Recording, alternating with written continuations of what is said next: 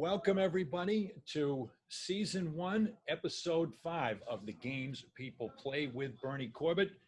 I remain Bernie Corbett, and I want to welcome everybody in here today to what is the first visit to my neighborhood, if you will. I can't be any closer to home than our backdrop here today. We are at the local, very much to me, the local 438 Grill and Sports venue here in Stoneham, Mass, my hometown.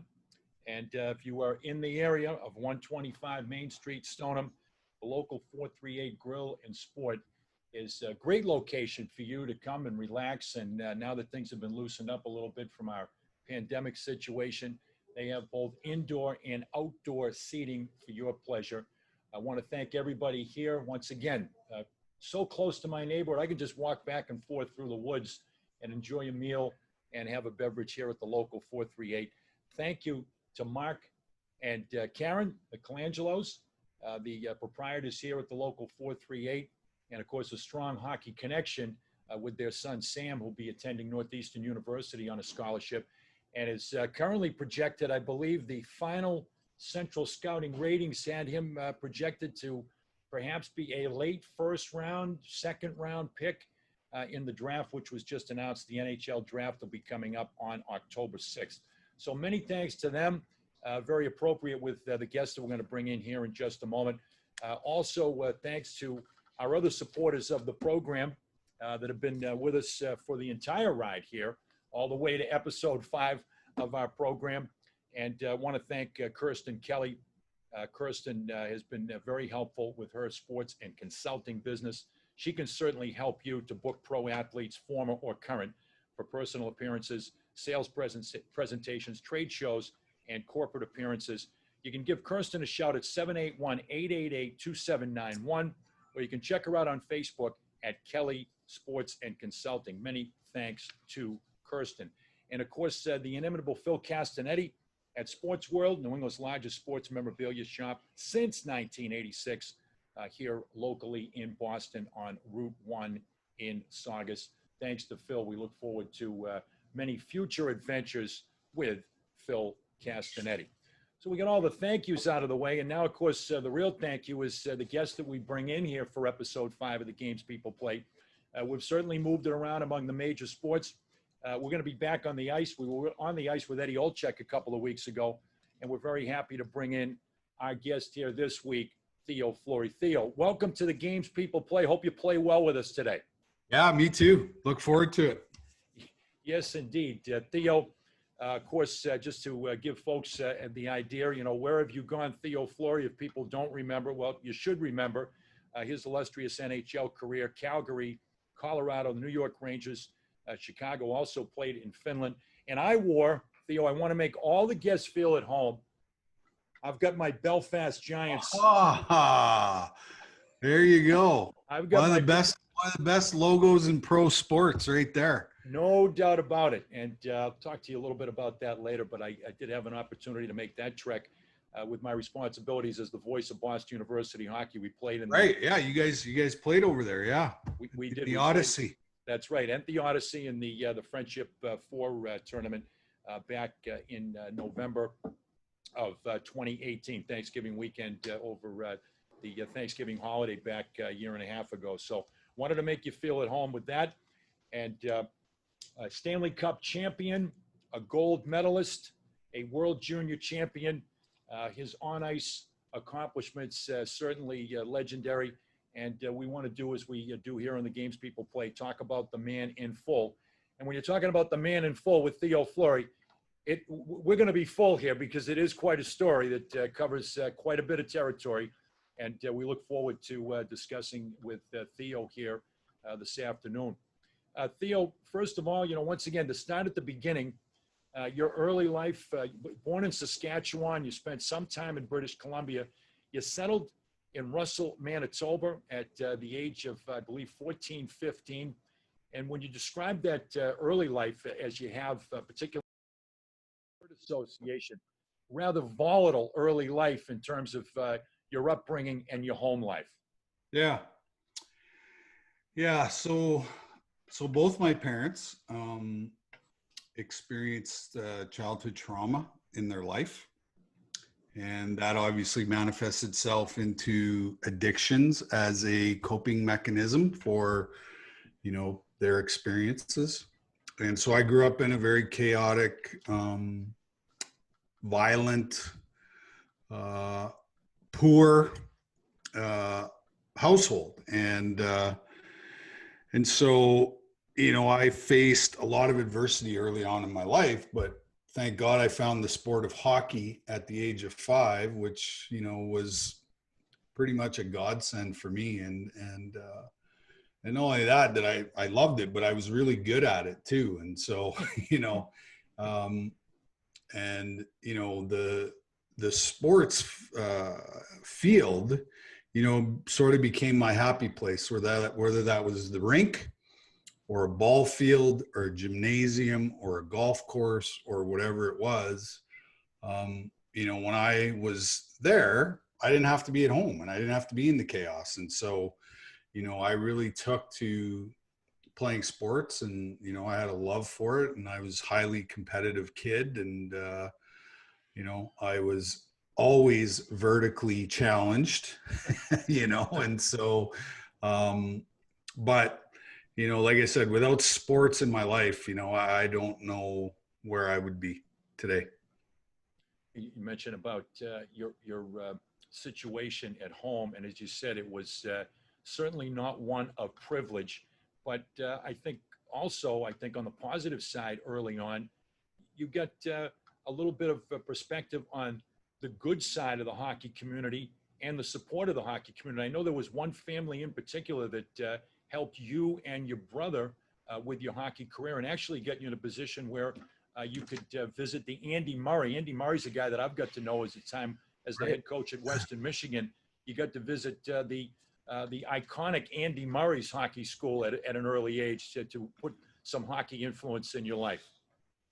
Well, my dad was a great hockey player, and he's legendary in Saskatchewan and Manitoba and British Columbia as being sort of a hired gun, because back in the early 60s, there was only 6 teams in the NHL. Yep, original 6. And so there was a lot of senior hockey teams in Canada that were every bit as good as what we were seeing in the NHL at that time, and a lot of guys chose to stay home and work, on the family farm or the business or whatever it was. And so, senior hockey was big in Canada around that time. And I'm sure there was a lot of, senior hockey teams that could have went to the Boston Garden and gave the old Bruins everything they could handle, And so I grew up around senior hockey, and so it just so happened that a little town in Manitoba called Russell was looking for, a hired gun. And so they phoned my dad and said, "Hey, would you like to move your family to Russell, and we'll give you a job and, why not?" So I showed up in Russell at 6 years old.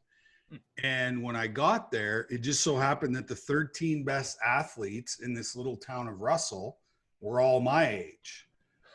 And not only that, we had 3 incredible, amazing fathers who became our coaches and became our mentors. And they taught us so much more, so much about life and the importance of being on a team.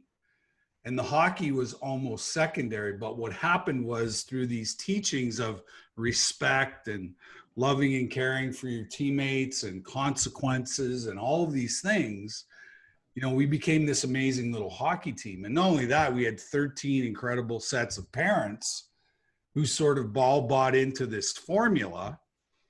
And we became this incredible, amazing little hockey team. And people would come from all over Manitoba and Saskatchewan to watch us play because of how we played together.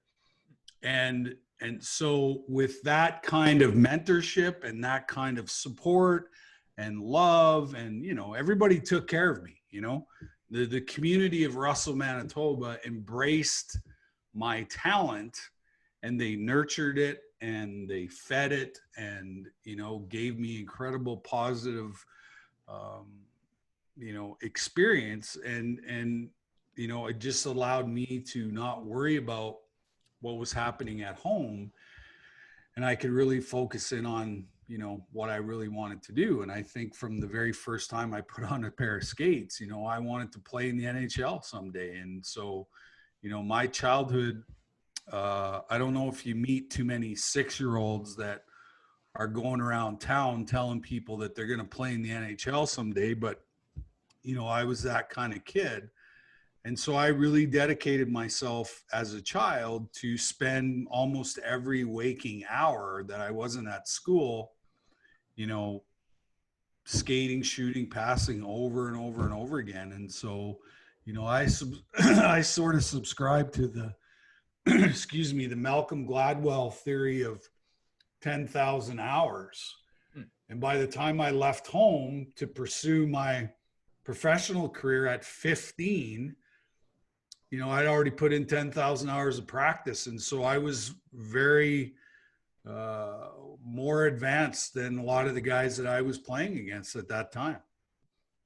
You mentioned about your dad and his hockey prowess. He had a devastating injury that really that finished his career in terms of a leg injury. Well, if that didn't happen, I wouldn't be here. So, you know, so all for a reason. You know, the universe has a funny way of showing itself. Indeed, the case. Mentioned about pursuing junior hockey, junior level, first playing in the Manitoba Junior Hockey League, and then on to the Western League with Moose Jaw, playing major junior at age 16, and actually spent 4 years in the Western League, where you progressed every year. And you know, whenever I talk to anybody, as you mentioned, vertically challenged, I've talked to guys, you know, how are you a 5'9" quarterback? Or what made you a 5'9" quarterback? Well, I wasn't 6'3" and shrunk to 5'9". You were always a 5'6" hockey player, as it turns out. And you were able to nurture and develop through that 4 years in the Western League to get yourself to a point where you'd be on the cusp of the NHL. Yeah.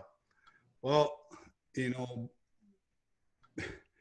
it's funny because, you know, I couldn't have chose a better league to play in for, you know, the sort of the size that I was playing at. And, you know, I think I played my first year in the Western League at 5'3", 125 pounds.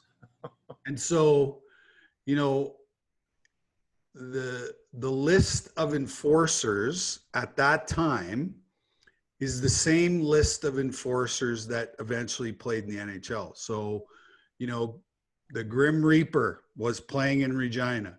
Craig Berube was in Medicine Hat.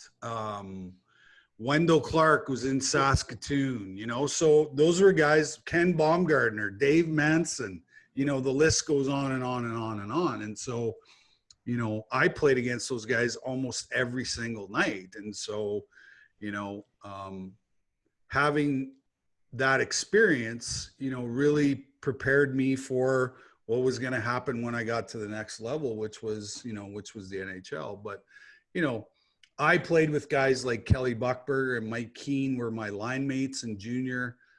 Jim McKenzie and Lyle Odelin were defense partners, you know, in Moose Jaw. And so, you know, I always had a lot of, you know, big, tough guys around me that sort of allowed me to have the room, you know, where I could do what I do best. And that's, you know, play a very highly skilled, you know, game. But I also had to learn how to take care of myself too. And so I learned early on that my hockey stick was the great equalizer, and I learned how to use it very well. I think you covered all the real enforcers. The only guy you left out was Ogie Oglethorpe, but he's a fictional character. So I think, but what a list though, with Baumgartner and Wendell Clark. There was a few Ogie Oglethorpes that only played 1 or 2 games. You know, I think they would get them dressed and then just push them on the ice, I think. And then banned for life shortly thereafter. Yeah. That's right. Yeah. Lifetime suspension. My goodness. And you got to mention just for the sheer magnitude of the numbers alone and who you were competing with, as you've alluded to. That final year in juniors, 87, 88, you get the 68 tucks, 92 helpers, 160 points. You tie with a guy named Joe Sakic. Whatever became of him, you tied him for the scoring title, but you also had 235 penalty minutes to put you pretty high on that list in the league. Exactly. Well, like I said, I think my last year in the league, we were going through a transition because we lost all those guys, Buckberger and Keene, and all those guys had moved on to the next level. And so we were sort of rebuilding. And so, we didn't have the toughest team. And so, the only way to beat the Moose Jaw Warriors at that time was to shut me down. And so, and what's interesting, I had 235 penalty minutes. 95 of those were minor penalties, so stick infractions. So, there wasn't too many 5-minute majors in there. So once again, cultivating the style that would get you to the next level. And a stop before the next level, first opportunities to represent your country, Theo, at the prestigious World Junior Tournament. We'll talk about the second time, which was the charm. The first time, once again, I feel like this is a slap shot. I feel like I'm going to ask you about the infamous Denny Pratt incident, but you made a name for yourself in a different way. Your first trek to the World Junior Tournament, and that one, I guess, is still preserved on YouTube for Canadian fans to revisit. But I guess you could specifically say that became a rather ugly international incident with Canada and Russia. Well, the interesting thing about that whole brawl was, in our league at that time, it was happening every night. There was either a bench clearing brawl or a 5-on-5 line brawl. It happened every night. So, but when you get a bunch of 18 and 19-year-olds with a lot of testosterone and you're playing for a gold medal, and basically the Russians had no opportunity of moving up. They had a really bad tournament, and they were pretty embarrassed. And so, the game right from the beginning was chippy, and there was a lot of stick work going on. And when that happens, tempers get out of control. And but like you said, what happened the year after, I think, was probably even more inspiring, is that we went into the communist Soviet Union, and the Russians had a line of Fedorov, McGillney, and Bure was their number one line. And we had a line of Mark Recchi, Adam Graves, and Robbie DeMaio, who shut them down that day. And we beat them 3-2 in the same building that Paul Henderson scored the goal in 1972. So that was kind of a cherry on top of the sundae. And, we had 12 first-round draft picks on that team that year.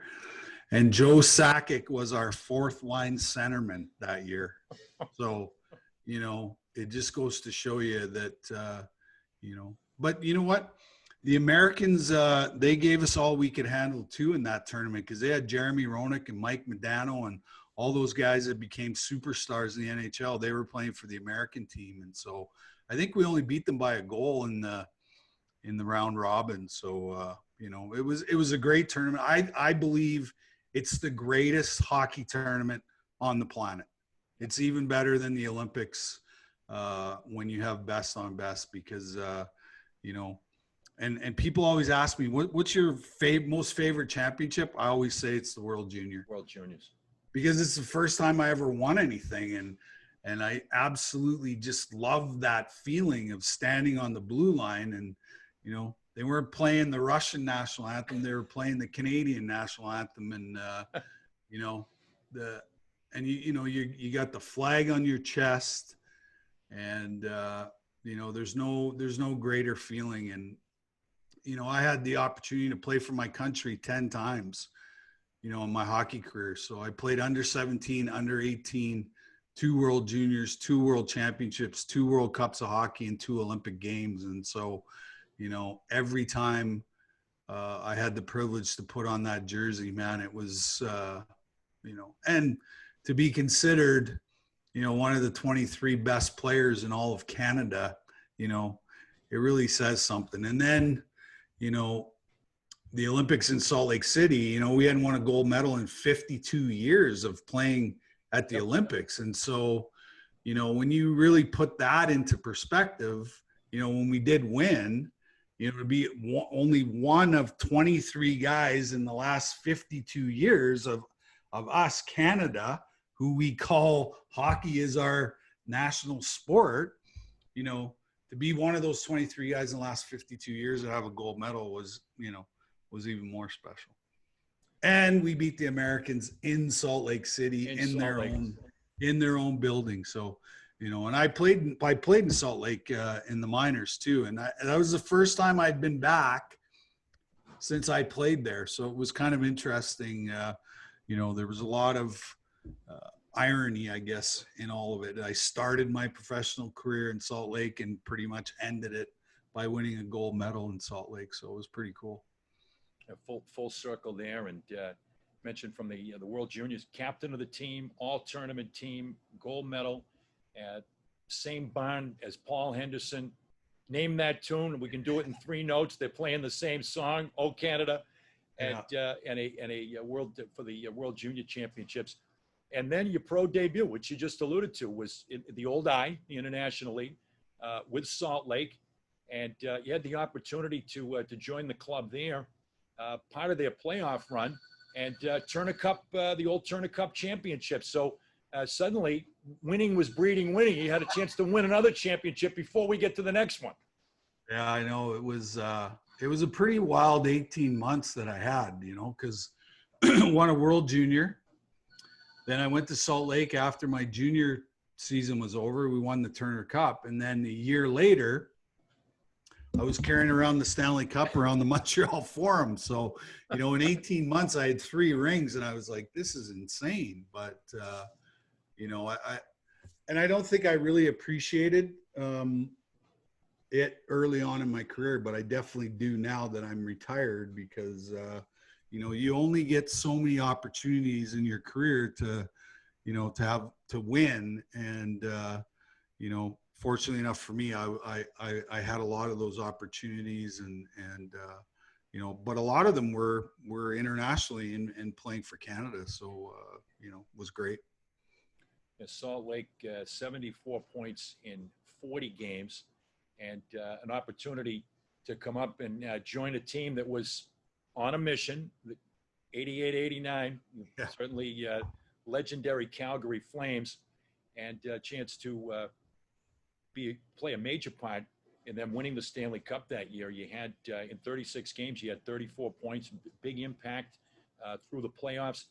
Captain of that team in his 16th. You talk about you, and this was going to be something that was going to happen every year. You probably thought it happened right away, but you had a guy, an iconic guy by the name of Lanny McDonald. He was in his 16th and final season. What can you tell us about Lanny McDonald? What you might have learned in terms of mentoring, or what you might have learned about him being a captain and a leader and sharing in his greatest moment? Yeah, Lanny, is just one of those iconic guys. And, not only was he a great hockey player, but I think more importantly, he was probably one of the most quality human beings, that you could ever be around. And, he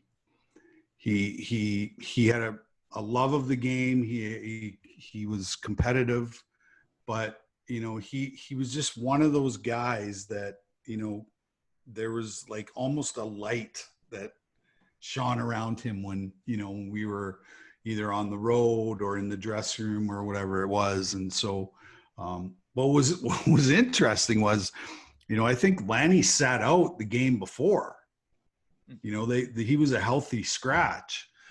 And so for him to come back into the lineup and then, score that iconic goal, and you know, what's interesting, he scored his first goal in the Montreal Forum and scored his last goal in the Montreal Forum 16 years later for us to win the Stanley Cup. So, you know, yeah, if you were writing a Hollywood script, you know, they would go, we can't put that in there because it's not real. It's not real. But it, you know, but it definitely was. But you know, that whole entire team was like that. You know, the quality of people and the quality of human beings that we had on that team, and we really, you know, we really cared about each other, and like you said, we were on a mission, and you know, there was so many incredible performances, you know, in that playoff. Like Mike Vernon was like on another planet, impenetrable. And you know, Al McInnes was the Conn Smythe winner, which was, you know, rightly deserved. He was on fuego that whole entire playoff, and then, you know, we had a bunch of role players, you know, the Colin Pattersons, Rick Walmsley's, Brian McClellan's, Timmy Hunters, Jamie McCowan, Rick Natras, Dana Merzen, you know. So, you know, it was just a great mixture of chemistry. And so basically my role on that team wasn't to score goals. My role was to provide energy and excitement, and you know, and then obviously to chip in the odd goal here and there. And so, you know, it was, you know, I couldn't have come into a better situation than I did. Had 11 points in the Stanley Cup playoff run that year. And then looking ahead, real breakout year was your second full season. Your first time you break 50 with the Tucks. You go over 100 with the points that year. And just thinking of one game that year, just even to look at it, you got to do a double take. What do you remember about 3 shorthanded goals against St. Louis? I mean, if it was the NFL, Theo, I think they'd start declining the penalties at that point. Yeah. Well, it was, you know, I think I'm 9th all time in shorthanded goals. And so, you know, that year, the Doug Risebrough was the coach, and he obviously gave me a lot of responsibility that year, and I hadn't killed penalties. I'd only played on the power play. And so, you know, and I was one of those guys, I was really good at anticipating what was happening on the ice. And I think that's what made me, you know, a great penalty killer and a threat, you know, to score. And, you know, back in those days, they were using a lot of forwards as defensemen on the power play, right? And so that night, Adam Oates was playing the right point on the power play. And as you know, he's not the fastest guy in the world. And so, you know, the 2 goals that I did score on breakaways, I just outraced them because I got a loose puck. And, you know, once I was in full stride, you know, there weren't too many guys that were going to be able to catch me. So, yeah, it was just one of those nights where everything just sort of fell into place. But yeah, I love the fact that I do have one record, and that Wayne Gretzky doesn't have all the records, you know. And so yeah, it was a great night, and it's definitely a trivia question that definitely comes up all the time. Indeed, it's a near monopoly for Wayne Gretzky, but not quite. So that's one that you can keep a hold of. And also, speaking of Wayne Gretzky, Game 6 against Edmonton. This is one that you put yourself into the NHL all-time. We've gone past 100 years. If there's a 200th, hopefully there'll be a 200th anniversary of the NHL. It'll still be part of the highlight reel. Is there anything better than getting a game-winning overtime Stanley Cup goal? You got one in Game 6 against Edmonton, and then there was the slide and the celebration. Was that all improvised, just on the moment of joy and exultation? Because it will live forever. Yeah. Well, you know, I love to score goals, and what I loved even more was scoring big goals. And so, you know, I don't think other than the triple overtime goal I scored in the World Cup against Sweden, I don't think I've scored a bigger goal. And, you know, it was around that time where, guys, weren't really celebrating goals like that. And so, uh, obviously it was our biggest rival. We were down in that series 3-1, and we had to win in order to get to game 7. And so, I just think, and I hadn't scored a goal in the whole entire series, and I scored 51 that year. So the pressure was starting to sort of mount. But I was also playing with a separated shoulder and a tear of my medial collateral ligament in my knee. So I was getting shot up with Novocaine before the games. And so, but yeah, it was a great pass by Mess right on my tape. And then I just had to outrace Jeff Bukaboom, which, it's not too hard because, he has ski boots on. He was in the Adam Oates speed category. Yes, that's right. Exactly. so yeah. And then, a lot of the goalies at that time were all stand-up goalies. There wasn't too many butterfly guys. And so I became famous for shooting 5-hole on breakaways, and Fuhr just opened his legs just enough for me to squeeze the puck in. And, the rest is sort of history. The Battle of Alberta, just to give us some the inside track, if you will, about the Edmonton-Calgary rivalry. Pretty special that you were part of that for so long. Yeah, well, that series in 1991 was probably the most violent, brutal, crazy series. Like, we were trying to hurt each other every shift of every game, every minute, every second. Because at that time the Stanley Cup went through either Calgary or Edmonton, right? And so, both teams had basically designed their teams around each other to beat each other. They didn't really care about the rest of the league. They built their franchises around beating each other. And not only that, but the rivalry goes even deeper than that. It goes to youth soccer and hockey and baseball and everything. Edmonton Calgary is probably the biggest rivalry on the planet, city to city. And, everybody lives and dies with the Edmonton Calgary games, even to this day. And so, like I said, it was interesting because, we would fly home after the games and every single guy on the airplane had an ice bag, and in Calgary, the trainer's room was completely full with the whole entire team, putting an ice bag on something because it was that brutal. But those are the series that, you want to play in. That's why you play the game is, and what's interesting is that, we do a lot of events together now, Edmonton, Calgary. And, we do a lot of these hot stove things and, the one common theme is always, we say, what, you guys made us better. And they say, what, you guys made us better as well. And I think there was a certain amount of respect that we had for one another. But, when the puck was dropped, man, it was like kill or be killed, But, you guys have seen it in Boston for many years between Montreal and Boston. It's the same. Absolutely. It's the same thing. And that's what makes sports great. That's what makes sports great is those rivalries that, that last for decades. And, unfortunately, before COVID happened, we were headed to another battle of Alberta.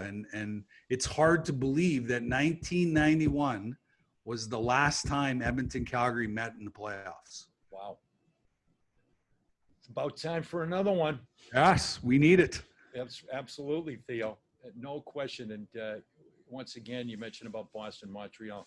You're always measured, defined, and remember your greatest rival. And when you compete against your greatest rival, and certainly, no exception, you put that right at the top.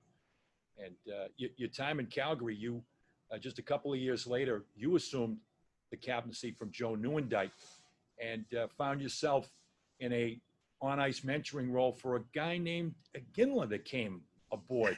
Uh, Yeah. just once again, your perspective on him coming to Calgary 1996 and early in his career and what that meant to you. Yeah. Well, there was nobody happier to see him walk through the dressing room than me. That's for sure.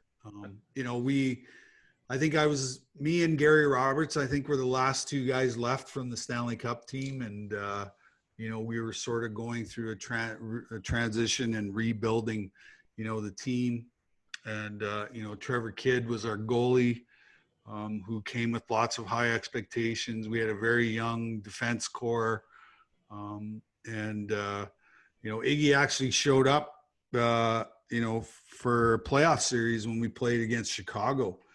And, you know, we knew right from the get-go that there was something special about this kid. And, you know, I spent many a night sitting on the end of a bar stool with Iggy telling him he was going to be the best player in the game someday. And I don't think he was fully convinced that he was going to be that guy. But, you know, and look what happened. He became, you know, the greatest player in Flames history, you know, and carried the team for a long time. And, you know, it's unfortunate that he didn't win his Stanley Cup and came very, very close, you know, when they lost to Tampa Bay. But, you know, his international pedigree, you know, was second to none, a couple of gold medals, a couple of World Juniors, you know, all that stuff. So it was nice to see that he got the call this year to the Hockey Hall of Fame because nobody's more deserving than him.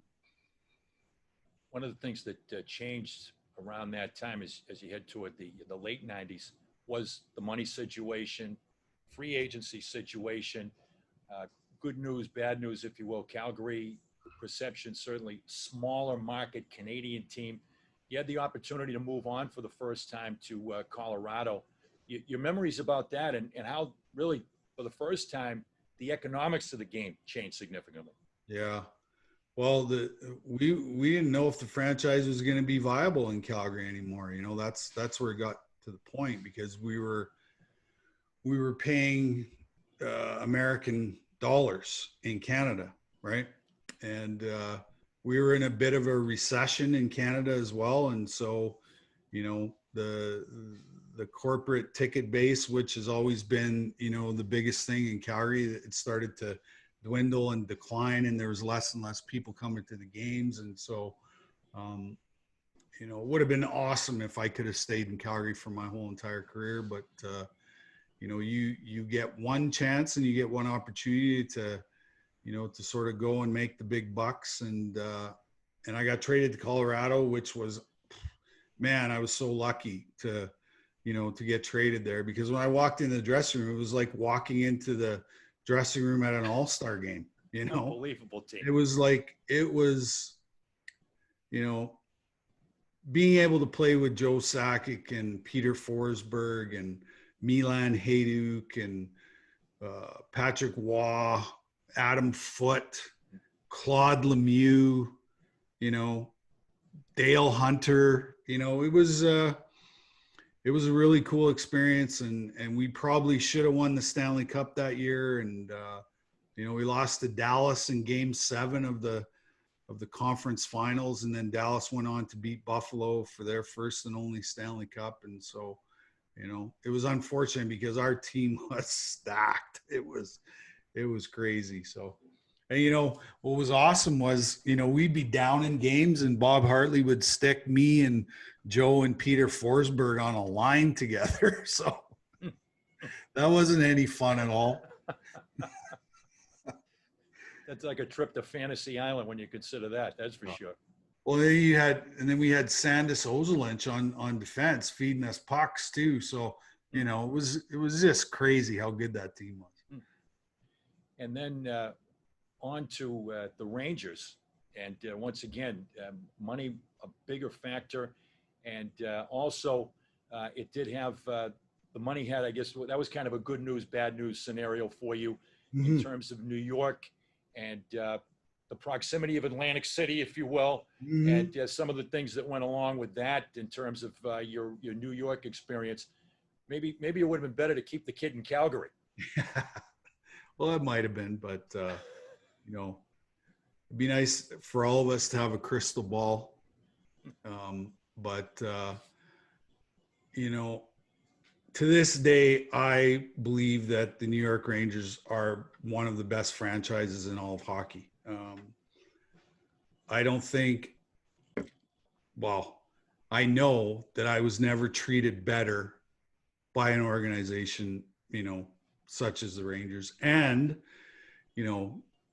got to play 41 nights every year at Madison Square Garden. Like, it doesn't get any better than that, And, it's funny when when you're walking down the hallway towards the dressing room and you see all the iconic people who have played, Madison Square Garden, from, the Ringling Brothers to, the Rolling Boss, Stones. Yeah. The Rolling Stones, Muhammad Ali fought there, you know what I mean? So it's like, you're just like, do I even belong here? And I'm just a little guy from Russell, Manitoba. And so, obviously it was a dream of my father, because he was drafted by New York back in '63, and because of his broken leg, he never got to go there. And so, there was that piece of it as well. And, wearing the red, white, and blue of the Rangers, it doesn't get much better than that. And then, it was like me putting on the Blackhawks jersey for the first time, going, wow, this is so cool, So I got to wear two of the, the most iconic jerseys in all of hockey. And so, that was a pretty big thrill. You mentioned about the fact that you did play for two of the original six teams, and an honor just to be able to put the jersey on, play Madison Square Garden, also played for the Blackhawks in Chicago. And during the course of the time, as latter part of your career, there was, once again, I got to use the word volatile. There was certainly some volatility, and off ice, I feel like this is one of those behind the music. Right. But off stage, things were falling apart, as they used to say on MTV and Beyond the Music. Yeah. But you were in and out of some rehab situations, and maybe some of the it seemed like some of the things that had been suppressed to the public, if you will, became very much public knowledge, and you had to deal with that at that point, which was, I'm sure, very, very difficult. Yeah. Well, for the majority of my life, I had mental illness, right? Anxiety, depression, all those things. But that stuff was sort of manageable at the beginning part of my life, and, sort of for the majority of my career. And then I ran into some concussion issues, and, and then really got severely depressed. I was having panic attacks before the games, and, back at that, in that time, we didn't know really anything about mental health, or people weren't talking about mental health openly the way we are today. And so, it was really my mental illness that was disguised as an addiction that really took me out of the game, because I could no longer manage, my day-to-day life, and, because I work in the field of trauma, mental health, and addiction now, a lot of mental illness is disguised as addiction issues. And so, for me, that's basically what it was, I was just trying to manage my own brain chemistry, which was extremely flawed at that time. And so, the drugs and the alcohol and, the gambling and the strip joints and all that was just, a coping mechanism for me to sort of manage enough to be able to get to the rink, to put on my jersey and try to do the best that I could at that time.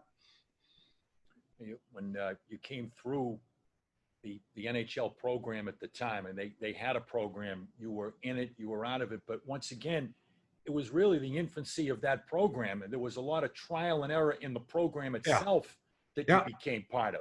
Yeah. And you know what?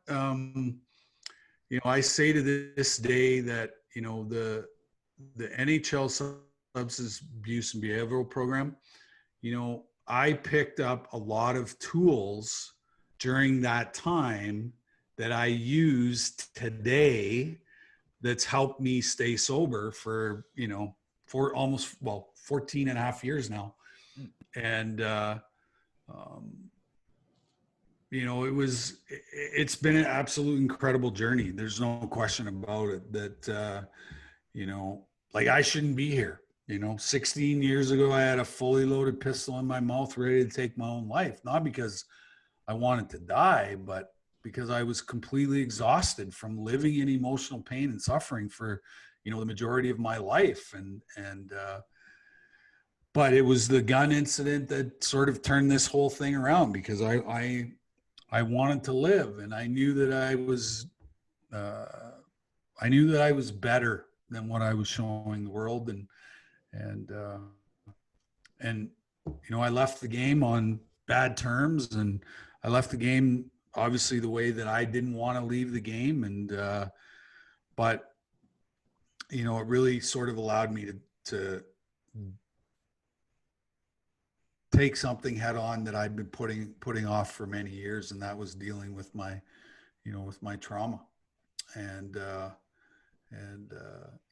basically spent the majority of my life running away from myself. And, it wasn't until I really sat down and started to like myself and look after myself and take care of myself that really things started to, to turn around. And then, I'm able to help many, many people now. And I wouldn't change that for anything. Really, you look, I would venture to say the only silver lining about ending your career, you went to Finland. You got to tell me a little bit about Belfast here in a moment, but you did, at least from the press conference, you retired as a Calgary Flame. You tried out that season, the exhibition season. You had a little bit of a pact with Daryl Sutter about the roster situation. But at least you had that in terms of coming full circle to end the career after some of the stops that you made. Yeah, it was it was incredible. And I didn't want to retire as a suspended player, right? And so at 41 years of age, and I was almost 4 years sober, I called Dr. Lewis and Dr. Shaw, and I said, what do I need to do to get reinstated? And so that we put a plan together, and I spent 9 months working on this plan. And at the end of it, I got reinstated. And really the training camp stuff was more a bonus of me sort of buckling down for 9 months and following this pretty stringent plan that they put in place. And yeah, I went to training camp and absolutely loved every second of that opportunity. And I didn't embarrass myself, which was a bonus. And yeah, and in the end it worked out. I got to leave on my own terms, and I got to leave with some sort of dignity. And yeah, it was amazing that the Flames gave me that opportunity to to sort of say goodbye to the game, and the fans of Calgary, obviously, that supported me for many, many years. And I think they're the biggest reason why I made the team, because I think if they would have sent me back to Salt Lake, they would have burned down the Saddle Dome. So yeah, I don't think that would have gone over well. Vox Populi, that wouldn't have been too good. One of the stops you made, intriguing to me because of the trip that I made there with Boston University hockey team, was how did that come about in Belfast? That you had a contact with someone that was involved with in the ownership capacity of all places to end up. Finland's one thing, but the fact that you were obviously you're the biggest name that ever played in that league by yards, by miles. Well, I was at a golf tournament for a group called the 1835 House in Calgary. And they're a group that is a recovery center for drug and alcohol addiction. I was at their golf tournament. And so one of the guys that I was playing with casually said, "Hey, I just bought into the Belfast Giants." And I'm like, "Was that a rugby team?" You know? He goes, "No, it's a hockey team." I'm like, "They play hockey in Belfast?" He's like, "Yeah." So they've had a professional league over there for 40 years. And I was like, "Really?" And he said, "What are you doing this summer or this winter?" I said, "I really don't have any plans." And he's like, "Do you want to come and play hockey in Belfast?" And so called my girlfriend at the time and said, "Hey, would you like to spend the winter in Belfast?" And she's like, "Where's that?" I was like, "It's in Ireland." And so we went over there and had one of the best times ever playing hockey. Um, the history of how the team sort of got together, and they built a beautiful brand new arena there in Belfast. And when I got there, I had no idea what the hell I was getting myself into, but I can tell you it was an incredible experience. The hockey wasn't great, but the life experience was incredible. And what's sort of ironic about this whole thing was it's where I went to get sober, of all places. Of all places, to Ireland, Northern Ireland. you know, there's a pub every 4 feet Oh. in Ireland. And so, but yeah, it allowed me to travel a lot. I went to some pretty cool places and, did some really cool things. And yeah, but the fans were, oh my God, they were so amazing and so awesome. And, the whole league in general, it was a great experience all the way around. Played with an old friend of mine from Boston University who currently works with the team. Shane Johnson was one of your teammates that year. Oh yeah, absolutely. He's a good player. Yep. Yeah, good guy too. Background. Really good guy. Great guy, and working with the team. He and Steve Thornton, who were both members of the 1995 Boston University National Championship Oh team. yeah, right. Both involved with that club, and then once again full circle to retirement, and then the book, and things changed dramatically again. You talked about some of the excesses of your life, and the fact that I think I saw one interview where you said I was pretty much addicted to everything, as you just recounted. But there was an issue that was underlying that people were not aware of, that suddenly they were very much aware of, and dating back to a guy that you were introduced to at a very young and vulnerable age. And once this all came out. At the Andy Murray Hockey School. Yeah, at the Andy Murray Hockey School. Yeah. That's right, when you first met Graham. Yeah. Mm-hmm. And and well, it was funny. When I retired, all I had was a grade 12 diploma from Vanier Collegiate in Moose Jaw, Saskatchewan. And I had no idea what the rest of my life was going to look like, really. I didn't have a plan B, C, D, E, F, G. I didn't have a plan. And, when your professional hockey career is over, like it's over, and, I hadn't really thought ahead or planned ahead as to, what I was going to do with the rest of my life. And so a chance meeting at a Flames alumni golf tournament turned into an autobiography about my life. And yeah. And the rest is, say is history, because I've now become this activist for trauma, mental health, and addiction. I work in the field pretty much 24 hours a day, 7 days a week. And by me finding my own voice and putting a voice to all my pain and suffering, it's allowed other people, that same opportunity. And, it's truly been, incredible. the book came out in 2009, Playing with Fire. And I know you've recounted what it was like the experience to go to your first book signing in Toronto.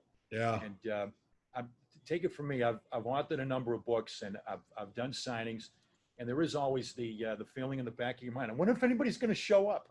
Yeah. Yeah. And you had that feeling as a first time author telling your story, which was obviously an incredible story to go public and to be able to tell the truth, the whole truth, nothing but the truth. Mm-hmm. You walked into Toronto to that first signing, and just your reaction at the time to the turnout, and to somebody specifically that really touched you and put you on the path that you're on today. Mm-hmm. Well, yeah, like I was extremely afraid when I about 4 days before I was going to Toronto, I was really scared because I didn't know how people were going to react to what was in the book. And I also knew that I was going to go do a whole bunch of media too, right? And I knew that, you know, the only thing the media would be interested in would be to re-victimize me at every opportunity they could get, right? And so I wanted to change that narrative. And so I basically spent 4 days on my computer researching everything I could find on the subject of child sexual abuse, because I wanted to get a story of hope and healing and, you know, recovery, you know, out to the masses. And so I was very well prepared when I got to Toronto. And I think I did 300 interviews in the first 4 days I was there, right? And, you know, just like I predicted, the only thing they were interested in was the gory details of my sexual abuse, right? But like a good politician, right, you don't have to answer the reporters' questions directly, right? And so, you know, I had my own agenda. So it didn't matter what question they asked me. You know, I made sure I had 5 main points that I wanted to get across in every interview. And so I got this story of hope and healing and, you know, recovery out to the masses. And then, you know, and then the first thing was the first book signing. And, you know, my expectations were really low. I didn't think anybody was going to, you know, read this book. And so I show up at the biggest bookstore in all of Canada, downtown Toronto, and I walk through the front doors and there's like 400 people standing in line with my book. And I'm like, what the hell are all these people doing here? You know, like I'm not Wayne Gretzky or Mario Lemieux, you know, I'm like just this kind of guy who had a decent career, but, you know, why are all these people here? And so I sat down at the table, I started signing books, and then I saw this guy in line. And he had my book clutched against his chest, and his face was buried in the floor, and he was walking really slow, and his hair was greasy, and his sweats were ripped, and his t-shirt was dirty. And I'm like, I wonder what's up with this guy, right? So I follow him all the way in the line. He gets to the front of the line, he puts the book on the table, he looks me in the eye, and he says 2 words, me too. And that's when my life changed, was right then and there, you know, that there was a reason why I wrote the book. And what happened after that was I got completely run over by people. Everywhere I went, 5, 10, 15, 20 people were coming up at every book sign and saying, hey man, you told my story, me too. You know, or I saw your interview, me too. I saw your documentary, me too, right? And so, you know, that first me too has now become over 700,000 people in the last almost 11 years who've said me too to me, either directly or indirectly, right? And so what we've done is we've created a safe space for people to talk about their sexual abuse, which 10 years ago, that space wasn't there. Now it is. Absolutely, as you work today.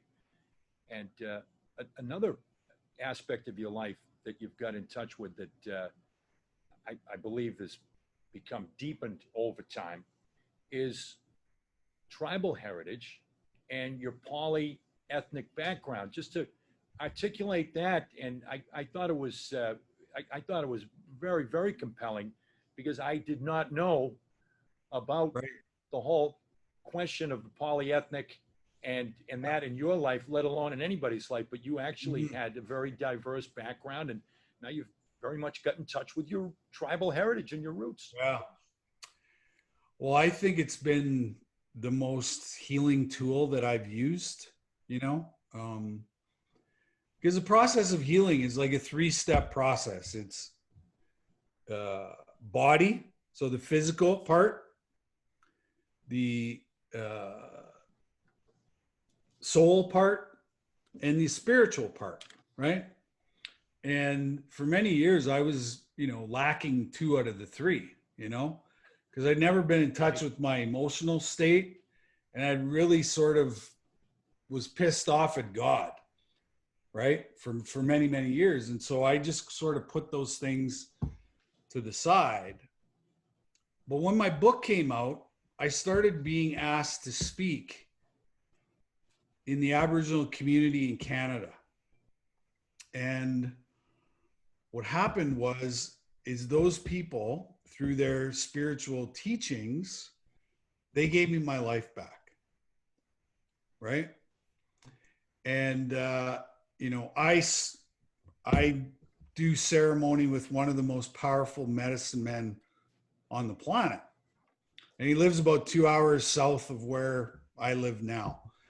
And I spend a lot of time with him, and it's really given me the serenity that I so lacked in my life for many years. Because anybody who ever watched me play hockey, when I stepped on the ice, what happened? Chaos. And it was because I created it. But it's where I felt the safest, was in chaos. And now that's completely flipped to a different perspective. And I very much enjoy being by myself. I very much enjoy participating in Aboriginal ceremony. And, there's a calmness that has come over my life that was never there before. And it is because I've been able to sort of peel the very many, many layers of the onion off, so to speak, and have really come, full circle. And I do understand why I did the things that I did. And so, what I love about, hanging around with spiritual people is the thing that I'm most attracted to is their serenity. And I so much wanted that for myself and never knew that that would ever be possible, but it's happened. What a great gift, and to the point where I believe not only did you receive the Aboriginal Achievement Award and some other accolades and honors, but I'm talking to an honorary chief today. Yeah. Yeah, I know. It's Amazing. it's pretty incredible. Yeah, for sure. And well, I love my work in the Aboriginal community. There's lots of problems and issues there, and so it's nice to be able to go to these communities and provide hope. And, just talk about my experiences of healing and how important their spirituality is in the healing process.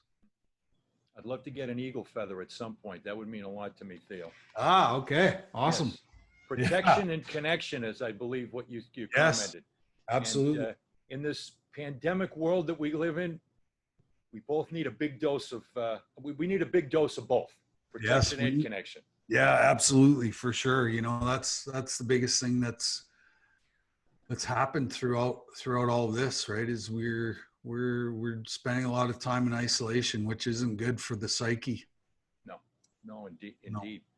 And the fact that you have connected, and also when you look at the connection, the tribal connection, you also have another connection to, shall we say, the roots of your life, and that's the musical roots in your life, which are very, Yeah. very deep, very Yeah, strong. And you've big had a time. chance to connect with that also in recent years. Yeah. Well, what was interesting was after I wrote the book, I was like, geez, if I can write a book, I think I can write music or write lyrics. Right. And I had a couple friends in the music industry that, have been tremendous support and tremendous help in me sort of having a mediocre sort of music career. But more than that, I absolutely love the process of writing songs. And, the first album that we did was like, it was so healing and so cathartic because I was able to put in words and then, like I talk about vulnerability a lot, when I'm speaking, because I really believe that vulnerability is what creates safety. And then when you have safety, that's when the magic of healing happens, is when you feel safe. And, you cannot be more vulnerable standing on stage with a microphone singing songs about your life. I think that's the ultimate in vulnerability. And what's really cool is that, I've been able to connect to my audience in a completely different way. You can write books, you can do speaking engagements, but I believe that music is at a completely different level of vulnerability. And, music is such a huge part of all of our lives. Like you can hear a song and exactly where you were the first time you ever heard that song, and it just connects us on a completely different level. And so, I get lots of people coming up to me all the time telling me I love this song or I related to this song or whatever it was. And so, yeah. And I grew up around music, Right.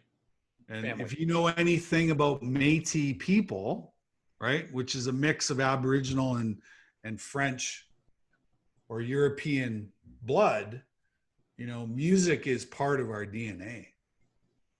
And, my fondest memories as a kid was sitting beside my grandfather, listening to him play the fiddle. And, my dad was a guitar player. My uncle was a guitar player. My grandma was a jigger, and so, we were brought up with that Métis culture and Métis heritage, which is music and hard work and tenacity and all those things. And so, that's a part of me. And I think it's the best part of me. You're right about that. Some people you might have you're really covering all the bases, if you will. I mean, some people you connected with, let's say through the book, on more of a cerebral level, and other people with "I am who I am." And I loved. I checked out "My Life's Been a Country Song," very appropriately titled, very apropos. And but some people Yeah. that you connect with on, I'm a big music aficionado also, Theo. Cerebral, it's a soulful level that Yeah. you connect musically. Yeah, absolutely. Yeah. And I grew up listening to country music and like the old country music, right? Three chords and the truth, right? Right, exactly. And, you know,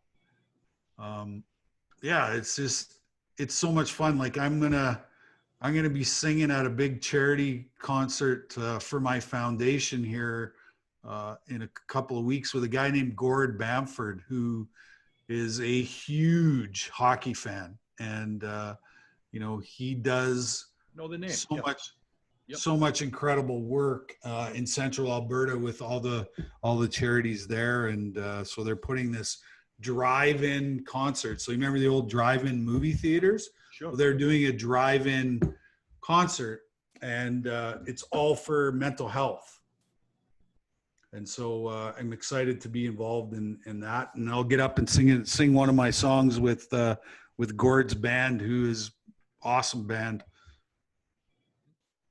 And before all this, with the pandemic, you were spending what, maybe 200 days a year on the road between music, Once a and week. speaking Once a week, engagements. we were somewhere. We were somewhere different. Yeah, Somewhere. Yeah.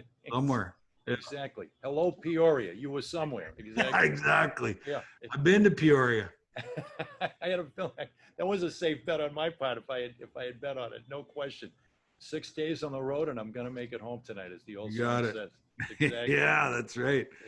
Awesome. Exactly. Exactly. And looking at the state of hockey today, and I'd be fascinated to get your take in particular. I mean, you had your style, and style was a lot had to do with being 5'6" and playing against guys that were routinely a half a foot taller or 50 or 60 pounds heavier than you. You had to protect yourself. There was a certain intimidation factor where, get them before they get you. And in terms of, fear, but you played feisty, you played physical, you played the same way when you get to the NHL as you had to on the way up. As I said earlier, you didn't all of a sudden become a 5'6" hockey player. You were a 5'6" hockey player on the way up in order to get to that level, and didn't give any advantage. Didn't give away any advantage to the bigger guys in the NHL. You played in a certain era. Couple of questions. First of all, do you look back on your era, and we've talked about some of the great players that you played with and played against, and your success? Do you look at that as maybe, or will we look at that even when further time passes, as a golden era of the NHL? Yep. No question. Like I sometimes laugh when, a Connor McDavid or an Austin Matthews, comes into the league, and there's like so much hype around this, generational hockey player. Well, when we were playing, there was 30 of those guys in the NHL, Yep. And I believe I played in the greatest era of all time, and with the greatest amount of superstars that changed the game, changed how the game was played, and I believe is probably the toughest as well to play in, right? Yeah. Yep. And people always say to me, man, you'd be great in this game now. And I'd be like, you know what, man, I love the era that I played in. And, that's where I was supposed to be. That's what I was supposed to do. And, I don't really have any regrets either, or, I always look at my life as, this is exactly what was supposed to happen. This is where I was supposed to be. And this is, at the end, this is the reason why, all those things happened in my life, because it was to get me to this point where, I can have an even bigger impact on society than I did ever playing hockey. So, And looking at that, it's interesting that is your take, because we can look at a demarcation line 2004, 2005, how the game changed. The good news is eliminating a lot of the stick work and the clutch and grab. The good news was, I think, on the part of the officials, in terms of not making new rules, but enforcing the rules that were in the books at that time. That was the good news. Your skilled guys, as I always say, they can get from point A to point B more freely. Yeah. There's also, Theo, the bad news side is the coach's side, and somewhat of an elimination of creativity. Yep. And how you might have survived between the two. The good news is the officials, but the bad news might have been the coaches and the increase in systems and the less free of thought for the players on the ice. Yeah. Well, I find it interesting that, they're talking about the NFL playing now, like they're going to play. Well, they have 40 coaches. NFL coaching staff is 40 coaches. Do you need that many coaches? Honestly, I remember. Yep. I remember watching an old game between Montreal and I can't remember who. And Scotty Bowman was the only coach on the bench. He was running the whole entire bench. Now there's 4 coaches with iPads and earpieces. Headsets. Yep. Yeah. Yep. But that is the transition of technology that I don't think has been good for the game, because I think it's taken away, like you said, creativity. You know, like there's very few players in the league now that are allowed to play one-on-one, right? Yep. And it's almost like these coaches are playing Xbox with these guys because everybody plays the same style, right? You know, it's like a 0-0 tie and you get a scoring chance in the last minute. That's how the game's coached. And I'm like, no, like it's not great for the fans, right? Yep. You know, I like to see lots of offense and lots of creativity and, you know, all that stuff. And, but, you know, the goalies are really good now. In our era, they weren't so good. And the backup guy was even worse. He could really victimize the backup guy. That's right. You know, Not only are they better, and I'd venture to say they're the best athletes on the team now. It's unbelievable the turnaround. Yeah. And maybe went from the least coach position in sports to the most coach position in sports. Yeah, because the goalie is your last line of defense, you know, and he can make up for a mistake pretty quick by making a save, you know. Yep. So, you know, that piece has become, you know, probably I think the biggest thing that's happened from my era to now is the goalies are incredible athletes. Got to restrict that equipment too, Theo, as a goal scorer. Yeah. Yeah, they got. I think they got to reel in the equipment. If you look at the goaltending equipment and you look at a film from the '60s, it's what a quantum leap that is. But look at what's happened with the sticks, the technology in the sticks, right? So, you know, you got guys, you know, that were shooting the puck maybe 70, 80 miles an hour with those old wooden sticks to now they're, you know, there's guys that are well over 100, you know. Look at Zdeno Chara. Yeah. You know, like he's got a stick that's basically like a weapon when it comes to his shot because he's so big and the technology, like it's crazy how hard he shoots the puck. And he's not alone. There's No, other guys. yeah. Absolutely. But Yeah. he's right at the top of that list. No doubt. So even though the goaltending's gotten better, the ultimate piece of equipment is the hockey stick. And, you know, like you look at Ovechkin, how many times he winds up on the half boards and the puck goes in. Right. But that's part talent and ability, but it's part of the stick that he uses too. Absolutely. The technology on both sides. Yeah. Well, you did pretty well in the golden era at 5'6". I'm going to go out on a limb and say, under this set of rules, I think you would have done even better at this set of rules in terms of being able to get around the rink a little bit more freely. Well, no red line. Just no red line. That's right. And eliminating the red line. Yep. Yeah.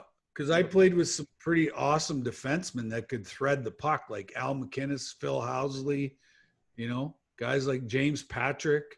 You know, if there was no red line, it would have been my forte was breakaways. I didn't miss very many of them. Yeah, without the red line, a guy like Al McInnes being able to spring you from a couple of zones away. Yeah, probably. I know. I would have got to 500. I know that. That's right. Absolutely. No doubt.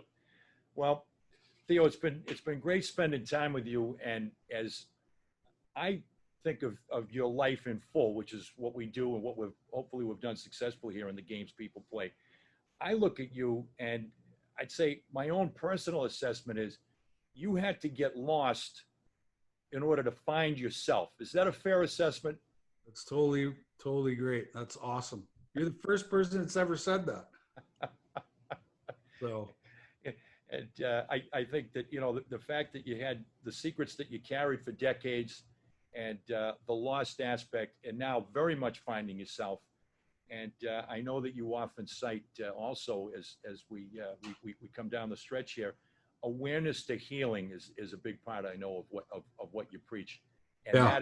that's so important with the people that you encounter. Well, for sure. And coming out of COVID, I think it's even more important, because COVID's probably the most traumatic event that's happened since World War II. Yeah. And the after effects that it's going to have is on mental illness alone, is going to be felt for many generations, like trauma, like it's trauma. And, so I hope that we can figure out a way here to, stop the insanity, stop the madness, and get back to, relationship. Right. Indeed. And well, I can honestly say you are where you are supposed to be now, outside of the pandemic. And you're supposed to be on the road right now, going to your next gig, your next speaking engagement. This too shall pass. That'll come back. But my final comment is the other place that you were supposed to be is Toronto.